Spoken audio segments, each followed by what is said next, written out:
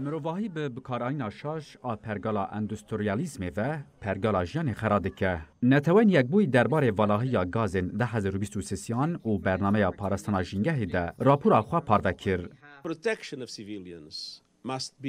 سکرتر گشتی یه نتوان یک بوی آنتونیو گوترش درباره بلابونا گازا تفخانه هشیاری دا ولاتن جهانی و گوت. بلافبونا گازا سرایه پار به رژه جسدی 1.2 زده بویه. میلین هایی گرسترکامه بر بقناخه که ختماندن ود به. کتی ده گرماهی ده سه پلیان بلند ببه. گوترش گوت که راپور نشانده ده که حکتش تک نگوهره ده سال 2023 ده امیسون انگازه ده 22 گیگاتونی جا آست هدف که گرماهای گردونی ده 1.5 پلی ده به هز زیده تر ببه.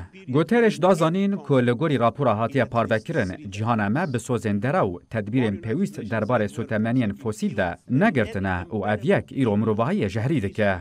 سکرتر گشتی نتوان یک بوی بالکشاند لسر احتمال چاله سریه و افتشتانی زمان. هینجه ممکنه که آرمانج 1.5 پلی پیکوره. پیدویه که کوکا جهره یا کریزا آفهوای سوتمنین فسیل جهوله برا کرن. جبو ویگه و گوهرینه که عادل و وکف جبو نوجن کرن حوجه که جچافکانین انرژیه. وی تقص کر که بگرا پاشین آپلان آفهوای یه نتوایی ده بنگهیم به که دوه جهیلا دارایی تکنولوژی و هفکاریه و وره پشتگیری کرن دا کبسر بکوین و گود ارکا سروکن لکنفرانس آفهوای او که پشتراس بکن که او یک دبه.